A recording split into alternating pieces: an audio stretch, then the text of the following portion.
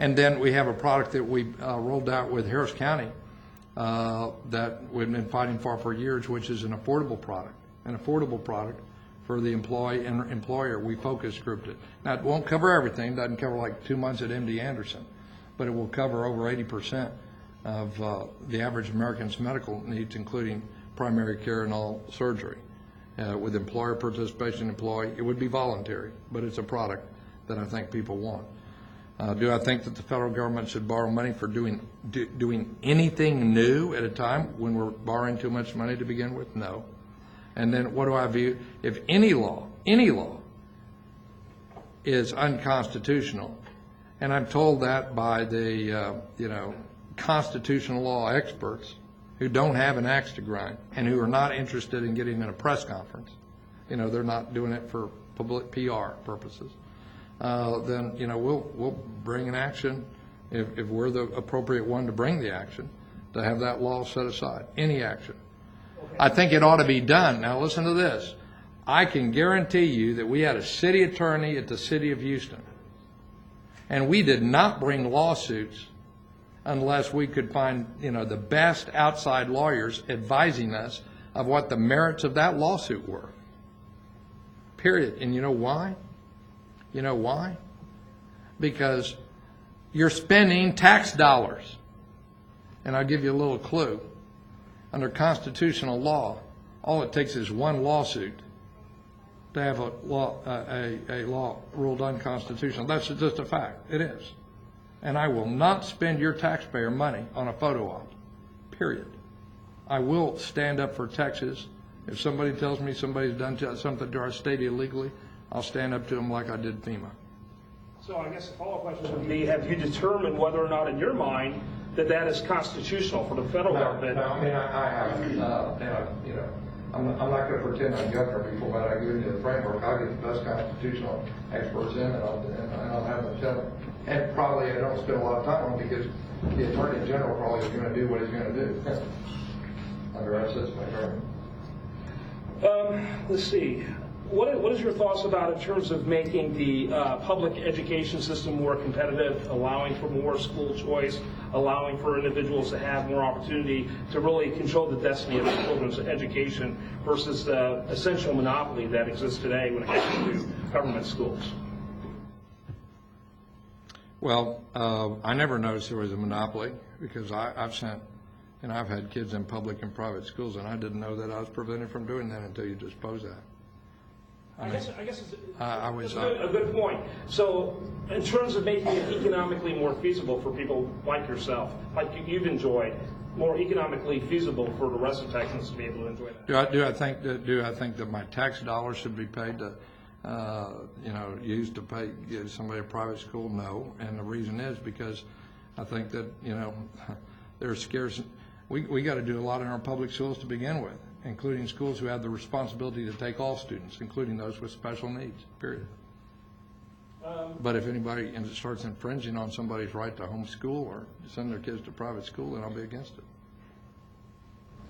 So does that mean like your position on charter schools, more of those, you support that? Or? I'm for more good charter schools, and there's a lot of and less bad ones. And there's a big difference between the two. Let me tell you. And I think and Houston is privileged to have some of the very best in the nation here, and I would like to see more chartered that are like those. And I've done a whole lot when I'm mayor in order to try to help people find land. And my son is going in to Teach for America this next year. I think wouldn't it be that the people who are serving in the military right now, the people who are going to work every day as firefighters and police, many of the people who are the classroom teachers who are working out there, those are people who have very important jobs. We ought to recruit the best. We ought to retain the best. We ought to be doing a good job. What I don't like is when people who've been in political office too long, they hold everybody accountable for themselves, except themselves. You know what I'm saying? So, everybody accountable for themselves. And that's why I want to be the governor of this state. question directly from the audience, and in fact, several of these have been directly from the audience. Based upon your earlier answer that taxes must be raised to pay the bills, how do you explain that historically business prosper and revenues increase with a lower, more competitive tax rate? I didn't say that. Okay. I didn't say that we got to raise taxes in Texas. No, what I answered a question. Somebody asked, "Will you cut this tax?" And I said, "It depends on whether part of that tax cut would be raising somebody else's tax." And I've seen it too often where somebody said, "I've cut this person's tax," but they're not telling you they're raising somebody else's tax. In 2003, you wouldn't believe the fees that were charged in this state went through the roof. People said, "Don't rate." There's people who you remember what happened when they said our property taxes were going to go down by all that amount? Remember that? And they imposed a new tax. That's what happened. That's where we got that tax. And I'm not saying, listen, that in response to how you're going to do it, if I'm going to be up here, as I said, I'm going to be up here and I'll have people with the legislature who share my views, my values. We'll balance the budget. We'll have fiscal discipline. And I have a track record of cutting tax rates. And I have a real commitment to doing that and making government more efficient.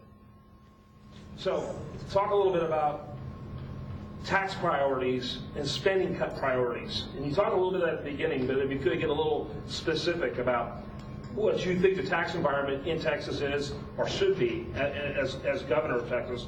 And, is there certain areas that you think need higher taxes, where we might need more? Yeah, I don't think the problem is too little revenues in state government. I think it's good management to squeeze the value out of the revenues we pay in state government. That's what I think. And I think I'd get under the hood. When I ran for mayor, and there's people here in this room, and I came to Kingwood and other people would ask me, "What are you going to do on taxes?" And this is what I said. That I had no plans to raise the property tax rate. Well, will you cut it? And what I told you was, and what I told the people in this community with honesty and candor, was I'm going to look at under the hood, and I'm going to try to find every savings that we possibly can, and my goal is going to be to lower taxes. And I will tell you as governor, that will be my goal.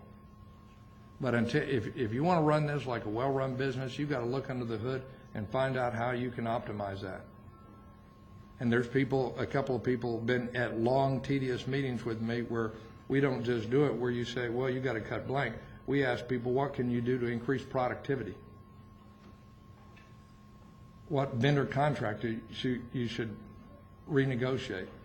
In the oil and gas service business, when you have commodity prices go down, when your revenues go down, then every service company is talked to and they're asked to lower their price by those vendors. And when Texas has a downturn, that's one of the first things that a mayor should do. And next thing, you've got to look at the individual work units. You've got to see, and the drivers for those costs. And that's what we did in the city of Houston. Before I got to be mayor, there were double-digit increases in health benefit costs every year. And we cut those dramatically. Higher copays, substitution of generic drugs, taking out Viagra. It was getting under the hood. And this is what every business who encounters struggle do, and this is what I will do.